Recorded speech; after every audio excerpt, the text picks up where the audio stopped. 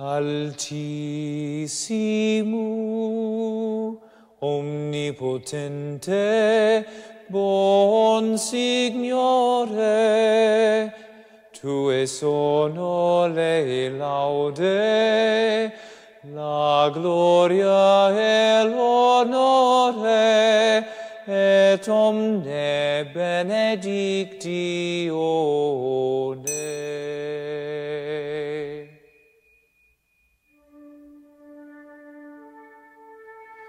Altissimo, a te solo se confano, et nulla homo ene dignum tementovare.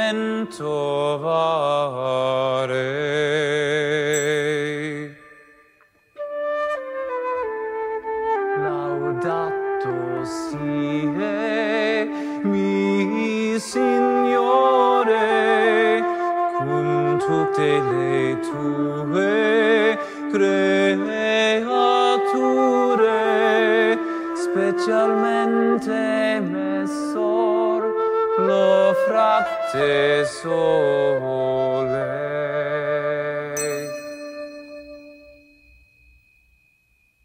Resplendent as the dawn, and as the morning star, or even as the rising sun, setting the world alight, cleansing it and giving it fertility, Francis was seen to rise as a kind of new light. Like the sun, he shone by his words and his works upon a world lying torpid amid wintry cold, darkness, and sterility, lighting it up with radiant sparks, illuminating it with the rays of truth, setting it afire with charity, and renewing and embellishing it with the abundant fruit of his merits. Thus did he bring the world to a kind of season of spring.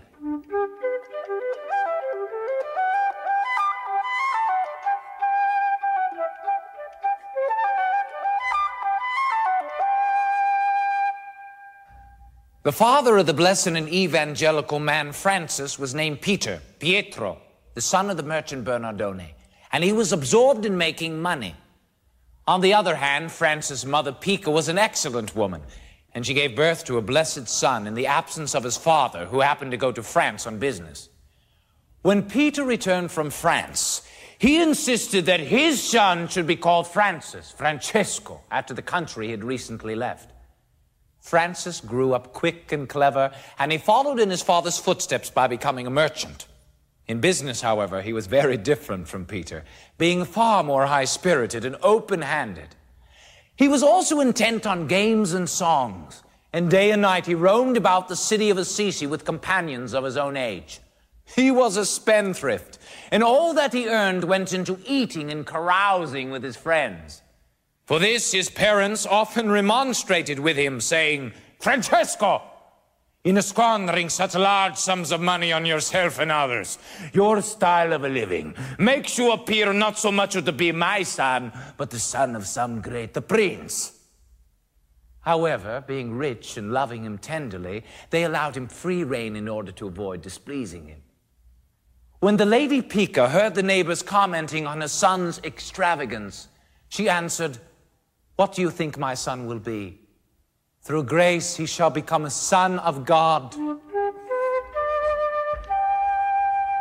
In all things, Francis was lavish, and he spent much more on his clothes than was warranted by his social position. He would use only the finest materials, but sometimes his vanity took an eccentric turn, and he would insist on the richest cloth and the commonest being sewn together in the same garment. He was naturally courteous in manner and in speech, and the words came spontaneously from his heart. Although a gregarious and worldly youth, he would not answer anyone who addressed him with bad language. This caused his fame to spread throughout the entire province, and many who knew him said he would do great things. Grace, working through these natural virtues, brought him to the point of being able to say to himself, "Since you are courteous and generous to men from whom you receive vain and transitory favors, it is only fair that you should be equally so to those in need. since the Lord God is magnanimous in repaying whatever is given to his poor. From that time onward, Francis welcomed the poor and gave them abundant alms. However, one day when he was in the shop selling cloth, a beggar came in and asked for alms for the love of God. But Francis was so intent on the business of making money that he gave nothing to the poor man. Then, enlightened by divine grace, he began to accuse himself harshly, saying, "If that beggar had made his request in the name of some great prince, you would surely have given him what he asked. How much more so should you have done it when he begged in the name of the King of Kings and the Lord of all? E Malavik di non vol guerra." During a year of war between Perugia and Assisi, Francis was captured and taken to a prison in Perugia. Because of his distinguished bearing, he was put among the nobles, Compagnia dei Cavalieri. One day his companions were especially downhearted, but Francis, who was naturally cheerful, far from appearing sad, seemed almost to be enjoying himself. Et on sait plus vivant qu'en view à zen. A man lives only when he lives joyfully. One of his fellow prisoners reproached him as a fool for looking happy at being in prison. Francis answered, "Is that what you think of me? The day will come when I shall be honored by the whole world." After a year, on the conclusion of peace, he with the other prisoners returned to Assisi. A few years later, an Assisian nobleman was planning to start for Apulia on a military expedition which he hoped would bring him money and honors. Hearing of this, Francis was fired with the wish to accompany him and to get knighted by a certain Count Gentile, Gautier du Brienne. He prepared magnificent equipment, and though his fellow citizen was a nobleman, Francis was by far the more extravagant of the two. He was absorbed in his plan and keen to set out, when one night he was visited by the Lord, who, seeing him so bent on honor and glory, drew him to himself by means of a vision. While Francis was asleep, a man appeared to him and called him by name, Francesco, and led him into a vast and pleasant palace, in which the walls were hung with glittering coats of mail, shining bucklers, and all the weapons and armor of warriors. Francis was delighted, and reflecting on what could be the meaning of all this, he asked for whom the splendid arms and beautiful palace were intended. And he received the answer that they were for him and his knights. On awaking, Francis rose gleefully, thinking after the manner of worldlings, for he had not yet tasted the Spirit of God, that he was destined to become a magnificent prince, and that the vision was prophetic of great prosperity. What he had seen spurred him on to start for Apulia and to get himself knighted in the following of Count Gentile. His glee was such that people in surprise asked the reason for his delight, and received the answer, "I know that I shall become a great prince." Now it happened that, after his start for Apulia, Francis felt unwell on arriving at Spoleto, and thinking with apprehension about the journey, he went to bed. But half asleep, he heard a voice calling him and asking him whither he was bound. "Francesco, dove vai?" He replied, telling of his plan. Then he who had previously appeared to him in sleep spoke these words, "Francis, who do you think can best reward you, the master or the servant?" "The master." "Then why do you leave the master for the servant, the rich lord for the poor man?" "Oh Lord, what do you wish me to do?" "Return to your own place, and you will be told what to do. You must interpret your vision in a different sense. The arms and palace you saw are intended for other knights than those you had in mind, and your principality too will be of another order." Francis awoke and began to turn this all over in his mind. After the first vision, he had been in a transport of delight, filled with desires for worldly prosperity. But this one left him puzzled and perplexed. He thought about it so intensely, he slept no more that night. Immediately at daybreak, he started back towards Assisi in glad expectation that God, who had shown him the vision, would soon reveal his will for the future. Soon after Francis had returned to Assisi, his companions elected him king of the revels and gave him a free hand to spend what he liked in the preparation of a sumptuous banquet, as he had often done on other occasions. After the feast, they left the house and started off singing through the streets. Venite, Roberto, Angela, Giacomo, vieni qui stasera. I tribudianti. Sono ubriaco un po'. Francis' companions were leading the way, and he, holding his wand of office, followed at a little distance. Instead of singing, he was listening very attentively. All of a sudden, the Lord touched his heart, filling it with such surpassing sweetness that he could neither speak nor move.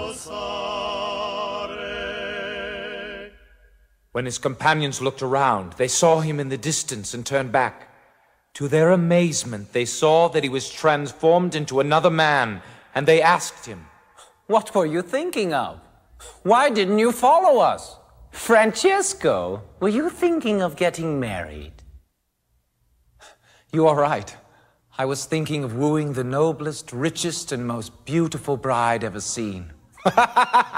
His friends laughed at him, saying he was a fool and did not know what he was saying. In reality, he had spoken by a divine inspiration.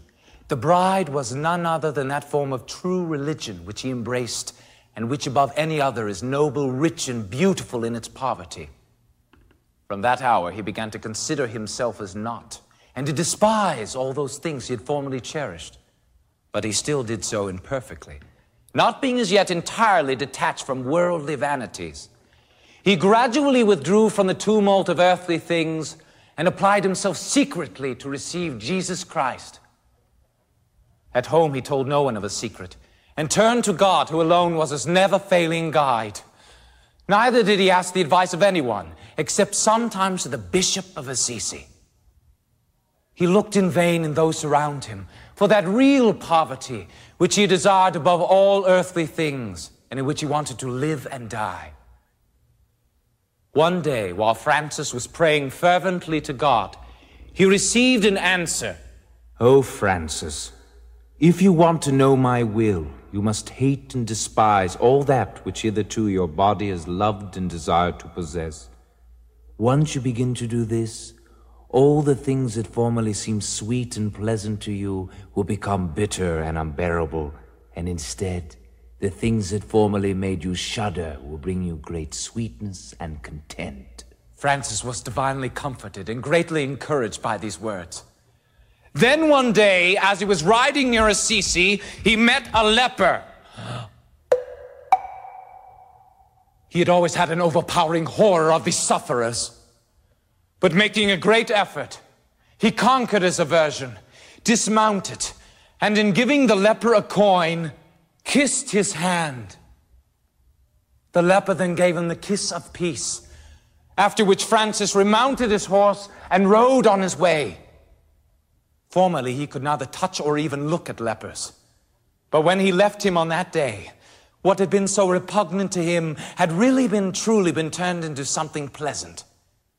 Strengthened by God's grace, he was able to obey the command, and to love what he had hated, and to abhor what he had hitherto wrongfully loved.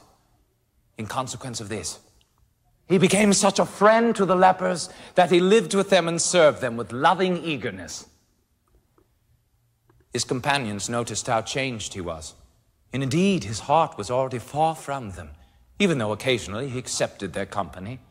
They tried to probe into his mind, and again asked him whether he was thinking of marrying.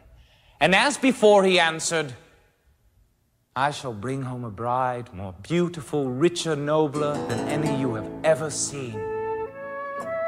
A few days after this, while he was walking near the church of San Damiano, an inner voice bade him go in and pray. He obeyed, and kneeling before an image of the crucified Savior, he began to pray most devoutly.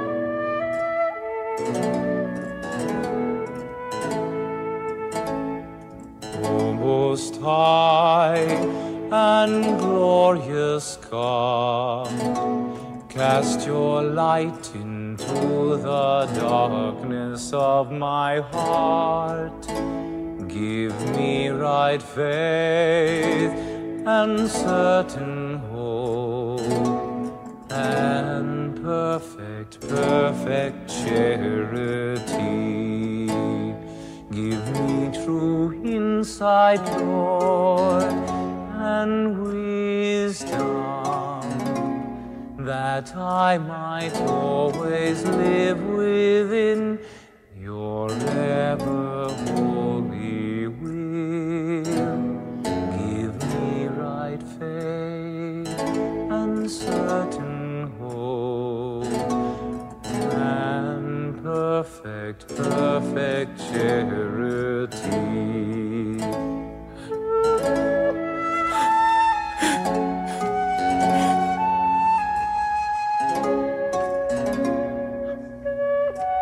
A tender, compassionate voice then spoke to him. Francis, do you not see that my house is falling into ruin? Go and repair it for me. Trembling and amazed, Francis replied, Gladly I will do so, O Lord.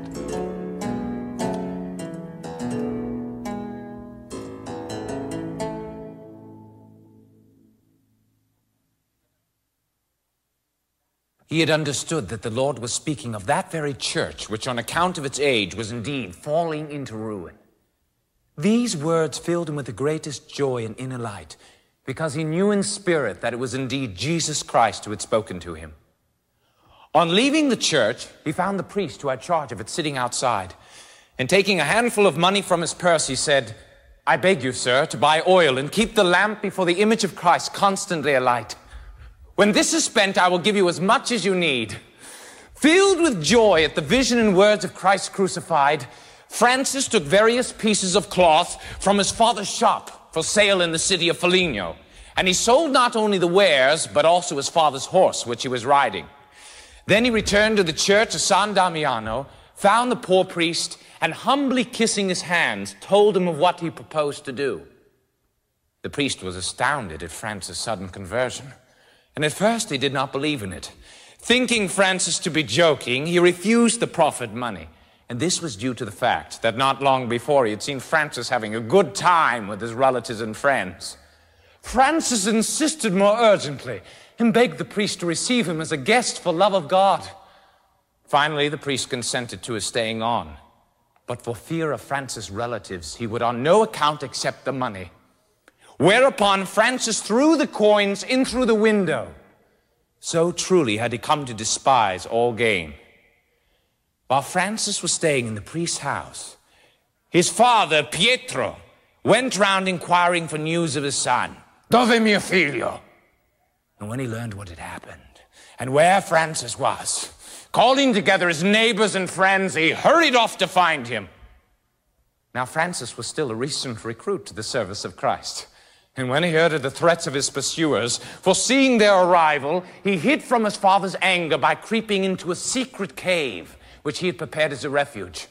There he stayed for a whole month, and only one person in his father's house knew of his hiding place. He ate the food brought to him secretly, and prayed continually with many tears that the Lord would deliver him from such persecution and grant him the fulfillment of his desire. Finally, trusting in Christ, he left the cave, ready to face the insults and blows of his persecutors. And lightheartedly, he took the road to Assisi.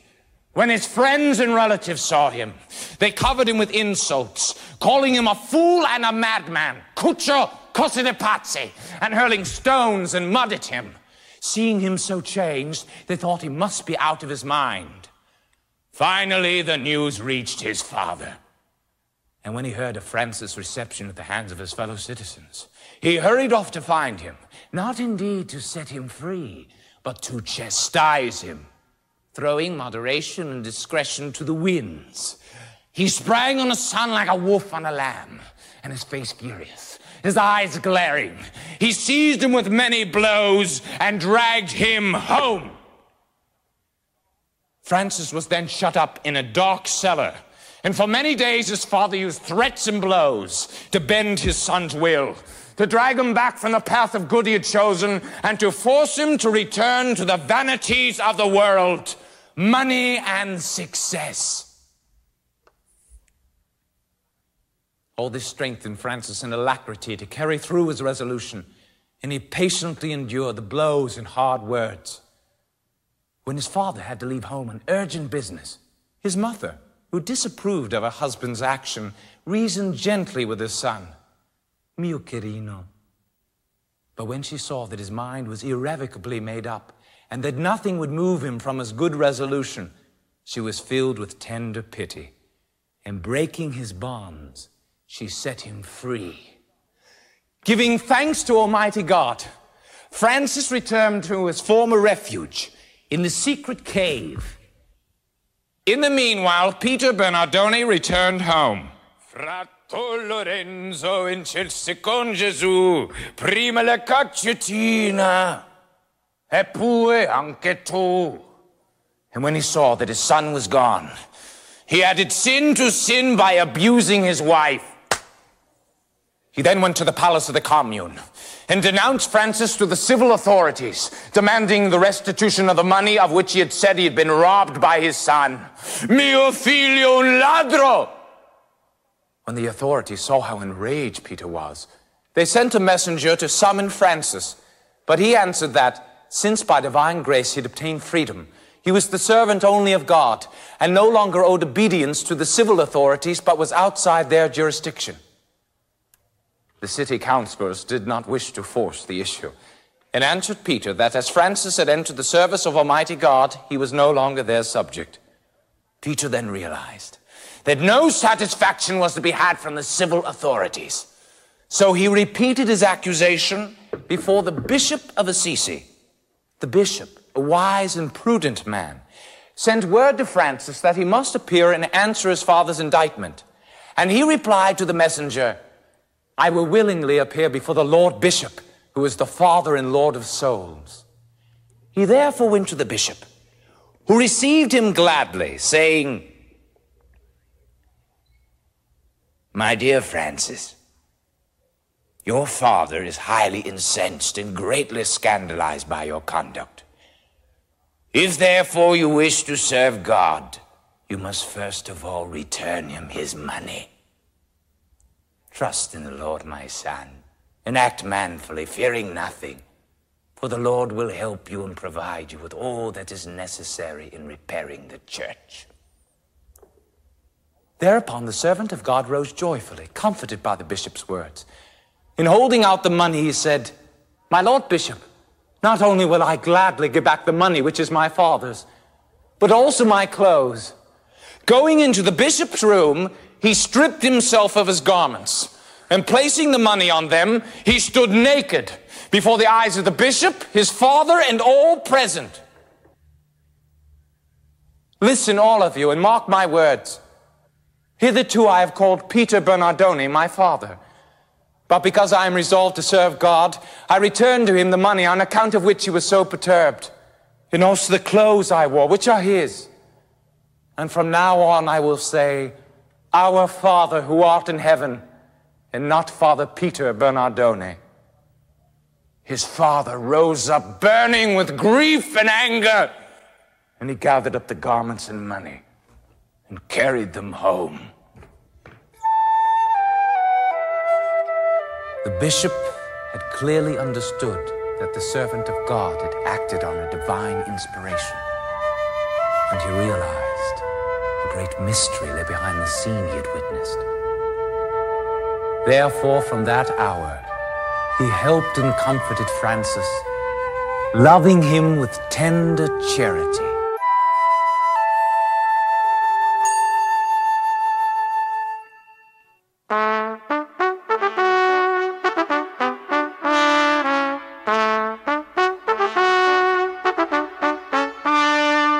I am the troubadour of the great king.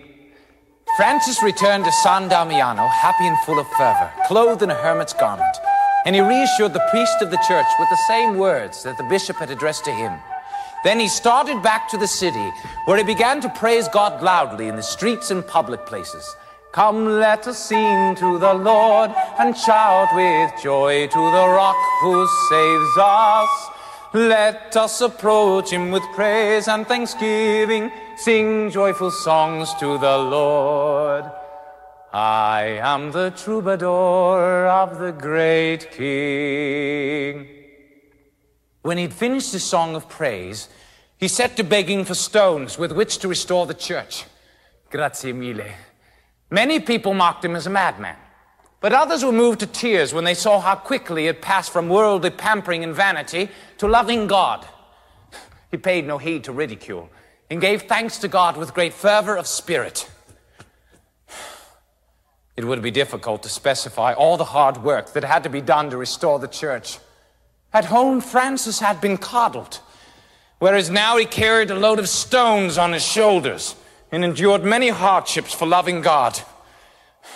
The priest who watched his labor saw how fervently he gave himself to the service of God, laboring even beyond his strength. And though the priest himself was a poor man, he procured special food for Francis, because he knew how delicately he had been brought up, and how in his father's house he'd only eaten what was excellent. Francis himself confessed he would not touch anything he did not like. C'est bon. One day, however, when he noticed that the priest was providing him with special food, he reflected. Wherever you may happen to go, do you suppose you will find another such priest who would treat you so kindly? This is not the life of the poor, such as you wish to choose. Rather, you should go bowl in hand from door to door. So one day, with great fervor of spirit, he took a bowl and went through the streets begging for alms from door to door, just as he had described the begging of the poor. People dropped a variety of scraps into the bowl. And knowing what his former life had been, many were exceedingly astonished.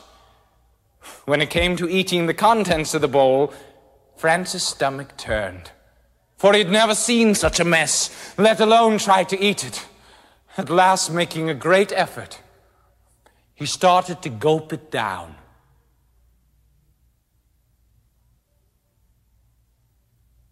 And it seemed to him the most delicious food in the world. He praised and thanked God, who had changed what was bitter into sweetness. And he also asked the priest from then onward not to prepare any more food for him. In the meanwhile, Francis was working steadily at restoring the church, and he called out loudly and joyfully to the passers-by in French, a language he delighted to speak, though he did not know it very well. Venez nous aider faire ce travail pour l'église de San Damiano. Come and help us do this work for the church of San Damiano. Until the work of restoring the church was completed, Francis still wore the garments of a hermit with a strap to serve as a belt, and he carried a staff and had sandals on his feet. Then one day, during the celebration of Mass, he heard the words in which Christ bade his disciples, "Go out and preach, carrying neither gold nor silver, nor haversack for the journey, without staff, bread, or shoes, and carrying no second garment."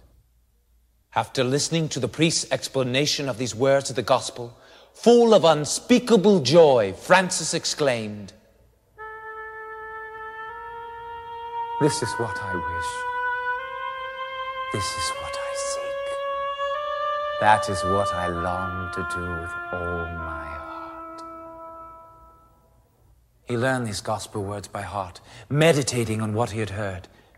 And joyfully he started to put them into practice. He discarded his second garment, and from that time onward he used no staff, shoes, or haversack. He kept one miserable tunic, and instead of a strap took a length of cord as a belt. He set his whole heart and mind how he could best carry out the words of grace he had heard. And divinely inspired, he began to speak in public, very simply, of penitence and the life of evangelical perfection. By his own preaching and salutary counsels, he was able to unite in peace many who had formerly hated each other and were living in sin. "The Lord give you peace. The Lord give you peace. Pax et bonum, peace and good. Pace bene, peace and good. The Lord give you peace. The Lord give you peace. The truth of his teaching was brought home to people by the simplicity of his way of life. In 2 years after his own conversion, several men were drawn to follow his example of penitence, and they left everything in order to join him. The first of these was Brother Bernard of holy memory. He well knew how luxuriously Francis had lived in the world. Therefore, when he saw how he labored to restore ruined churches and what a harsh life he led, Bernard too resolved to sell his possessions and give all to the poor. With this in mind, he went one day secretly to see God's servant and opened his heart to him, also inviting him to come that evening and lodge in his house. Francis joyfully gave thanks to God, because so far he had had no companions, and Master Bernard was a virtuous and godly man. Therefore, as arranged, they went to Bernard's house and remained there all night in great joy of heart. Bernard put a question to him. Francis, if a man receives from God few or many possessions, and having enjoyed them for a number of years, now no longer wishes to retain them, what would be the best thing for him to do? Francis answered, in that case, Bernard, it were better for the man to give back to God what he had received. So Master Bernard, who was very rich, sold all his possessions and distributed a great deal of money to the poor of the city. And with another man named Peter, who also wished to join them, followed our Lord's counsel. Not many days later, a man of Assisi named Giles came to them, and kneeling down with great reverence and devotion, he begged the servant of God to receive him as a companion. Seeing him so faithful and devout, Francis admitted him most willingly. My dear Brother Giles, Brother Bernard and Peter, you have embraced this life and given everything you have to the poor. We are satisfied now with one habit, which is patched inside and outside in a cord and trousers. We refuse to have anything more. Oh, brothers, this is our life and rule, and the life and rule of all those who may wish to join us. When the people heard them preach, they said, who are these men, and why do they speak like this? They made this comment because at that time the fear and love of God had died out in the country, and no one spoke of penance, which indeed was considered as folly. This attitude was caused by the temptations of the flesh, the cupidity of the world, and the pride of life. The whole of mankind seemed engulfed in these three evil forces. Blessed Francis called the brothers in the wood surrounding the church of St. Mary of the Angels, where they often gathered to pray. My brothers, do not be afraid to preach penance. Put your trust in God who overcame the world. Hope steadfastly in him who, by the Holy Spirit, speaks through you, to exhort all to be converted to him and to observe his commandments. You will find some men to be faithful and kind, and they will receive you gladly. But you will also find many who are unfaithful, proud, and blasphemous, and they will insult and injure you and your words. Therefore, prepare your hearts to suffer everything humbly and patiently. When the brothers heard these words, they began to become afraid. But the saint said to them, my brothers, do not fear. Christ is with us. After these words, the saint blessed them. And thus fortified, those godly men started out on their way, faithfully following Francis' directions. Whenever they came on a wayside church or cross, they bowed in prayer. Because your holy cross redeemed the world, redeemed the world. We adore you, Lord Jesus Christ, Lord Jesus Christ, and we bless you, Prince of the churches of the world, because your holy Christ redeemed the world.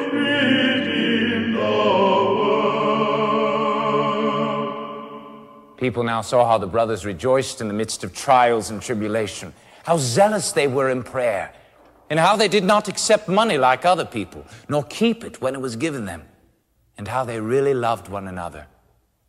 Seeing this, many people became convinced that the brothers were true disciples of Jesus Christ. And with remorse in their hearts, they came to ask the brothers pardon for having previously insulted and injured them. The brothers forgave them gladly, saying, "The Lord forgive you." When they were all together, joy filled their hearts, and they no longer remembered past injuries. They were constant in prayer and working with their hands, and each deeply loved and cared for the other as a mother cares for a cherished only child. Charity burned so ardently in their hearts that it was easy to risk life itself, not only for love of Jesus Christ, but also for the soul and body of any one of the brothers. Because the brothers lived in true poverty, they were correspondingly generous and open-handed with everything given them for love of God. For love of Him, they gladly gave to all who asked something of them. Especially they handed on to the poor any alms they received. As Christ said, "Give to whoever may ask."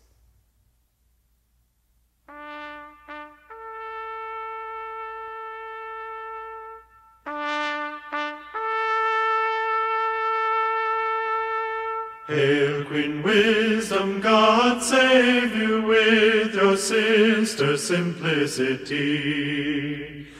Holy Poverty, God keep you with your sister Humility. Lady Love, God save you with your sister Obedience. All holy virtues, God keep you, God, from whom you proceed and come. One cannot live in virtue without first dying to oneself with Jesus, with Jesus, with Jesus.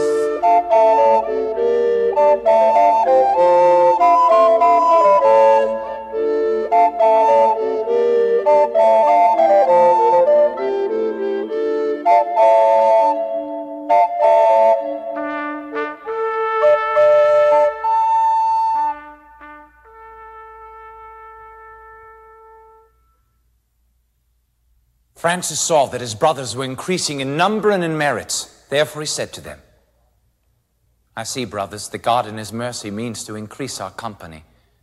Let us therefore go to our Holy Mother, the Roman Church, and lay before the Supreme Pontiff what our Lord has begun to work through us, so that with His consent and direction we may continue what we have undertaken." When they arrived in Rome, they found there the Cardinal of Sabina, known as the Lord John of St. Paul, who welcomed them most gladly. Finally, he asked Francis the reason for the coming to Rome, and when he learned what was on their minds, he offered to plead their cause at the papal court. He then went to the Curia and spoke to Pope Innocent III.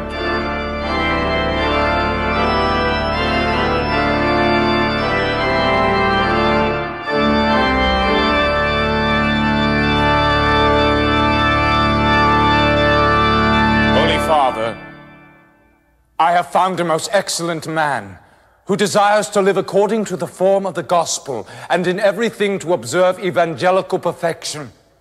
I am convinced that through this man, our Lord wills to renew the faith of Holy Church in the whole world. The Pope was very astonished at these words and bade the Cardinal bring Blessed Francis to him. The following day, the Cardinal presented the servant of God to the Pontiff, to whom he opened his heart, disclosing all his holy intention. Your Holiness, the rule and life of the friars is to live in obedience, chastity, and without anything of our own, following the teachings and footsteps of our Lord Jesus Christ, who says, "If thou wilt be perfect, go sell what thou hast and give to the poor, and thou shalt have treasure in heaven. And if anyone wishes to come after me, let him deny himself, take up his cross, and follow me." And elsewhere Christ says, "If anyone comes to me and does not hate his father and mother, wife and children, brothers and sisters, yes, even his own life, he cannot be my disciple. My Lord, this is our life and our rule. Being gifted with great wisdom and discretion, the Pope approved Blessed Francis' desire and exhorted him and the brothers at length and blessed them. My sons, your plan of life seems too hard and rough. Francis, go and pray to God that he may reveal whether what you ask proceeds indeed from his most holy will, and this in order that we will be assured that in granting your desire, we will be following the will of God. While the saint was praying according to the bidding of the Lord Pope, God spoke to him in spirit by means of a parable. Blessed Francis then presented himself again to the pontiff and said, "My Lord and Master,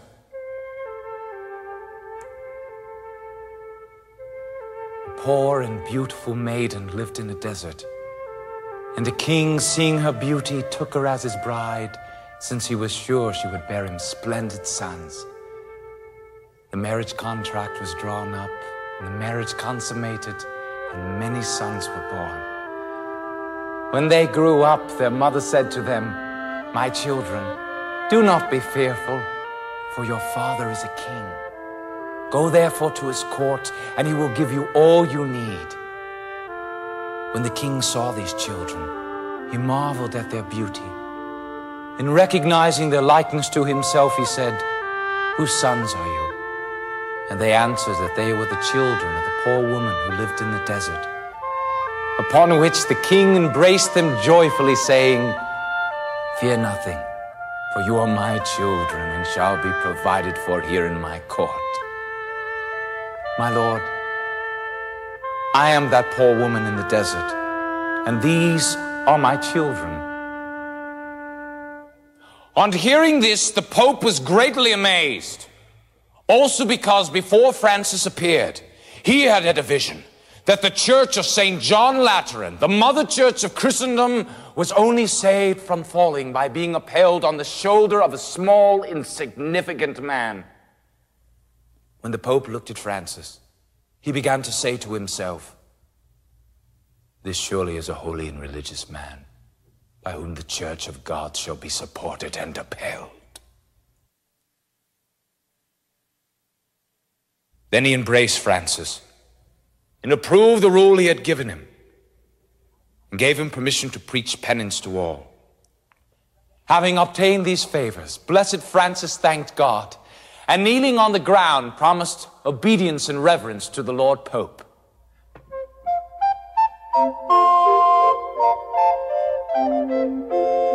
From that time onward, Francis wandered through cities, villages, and hamlets, and he began to preach with increasing perfection. What he preached, he had already put into practice himself, and his teaching of the truth was full of assurance. The power and truth of what he said did not come from any human source, and it seemed as though he were a being from another century. Many of the people, nobles and commoners alike, were touched by divine inspiration, and they began to imitate Francis' way of life and to follow in his steps. They abandoned the cares and pomps of the world, desiring to live under his direction, guidance, and discipline. And with them, the little brothers continued to speak the peace of Jesus Christ. The Lord give you peace. The Lord give you peace. Pax et bonum, peace and good. Pace bene, peace and good. The Lord give you peace. Give you peace. After this, Francis decided that twice in the year, at Pentecost and at the feast of St. Michael the Archangel in September, the brothers should gather at the Church of St. Mary of the Angels and hold a chapter. My dear Friars Minor, lesser brothers without distinction, please never judge or criticize those who live in luxury or indulge in superfluous and splendid clothes. God is their Lord and ours. We should reverence them as our brothers and sisters because they are the children of the same Creator. Since you speak of peace, all the more must you have it in your hearts. Let none be provoked to anger or scandal by you, but rather may they be drawn to peace and goodwill through your gentleness. We have been called to heal wounds, to unite what has fallen apart, and to bring home those who have lost their way. When all present had received his blessing, they started out on the way through the world as pilgrims and strangers.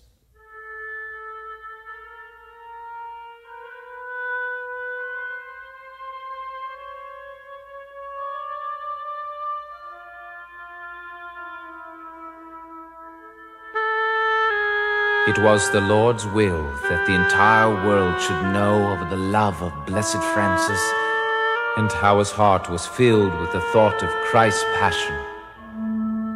Therefore, while he was still alive, God conferred on him the wonderful prerogative of a most singular privilege.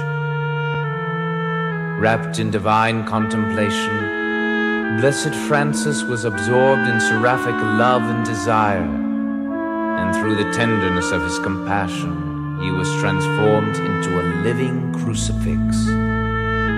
Thus, the inmost desire of his burning love was fulfilled.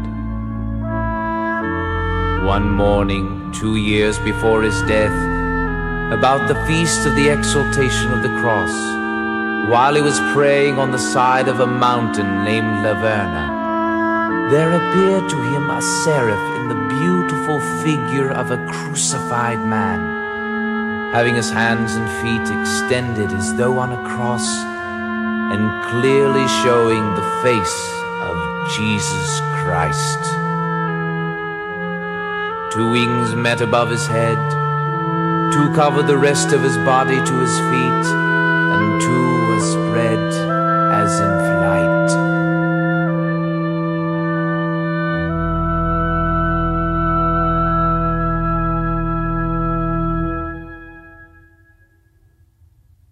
When the vision had passed, the soul of Francis was afire with love, and on his body there appeared the wonderful impression of the wounds of Christ, the stigmata. Blessed Francis did all in his power to hide these wounds, not wishing God's gift to be seen by men. But he could not hide this gift entirely, and it became known to his intimate companions. Meanwhile, as his infirmities increased and all his bodily strength failed, and destitute of all his powers, he could not move himself at all. Now when he saw that his last day was at hand, Blessed Francis called the brothers he wanted and said, "May you find every blessing you desire.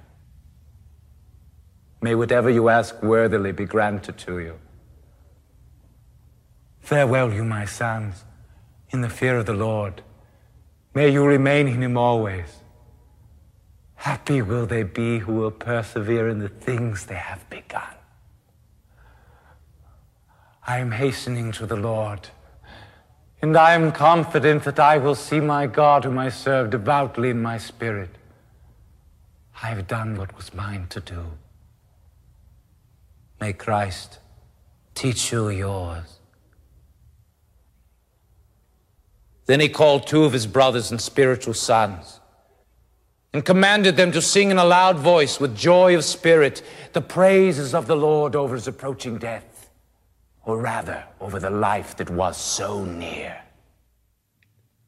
Altissimo, omnipotente, bon Signore, tue solo le laude, la gloria e l'onore, et omne benedictione.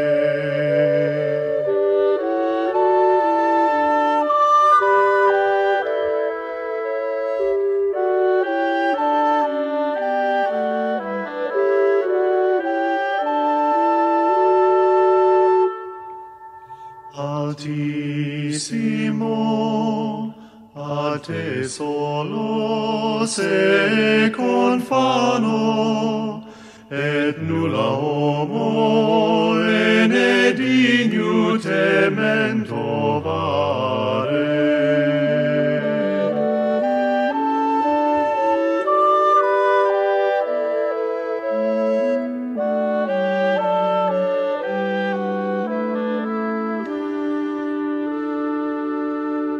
Laudato sie mi Signore, cum tutte le tue creature, specialmente me solo frate sole.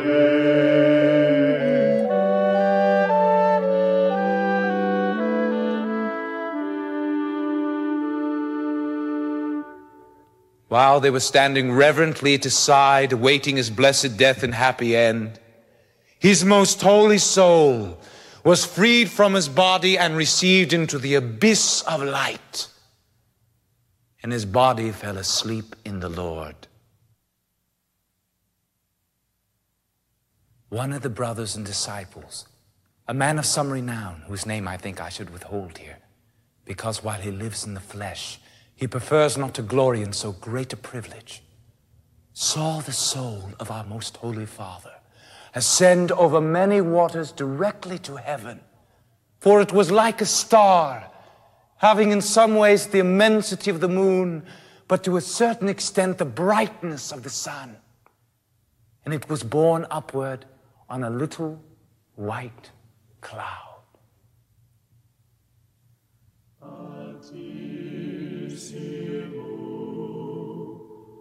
It is a certain fact that a Holy Father, Saint Francis, is alive in the life of glory.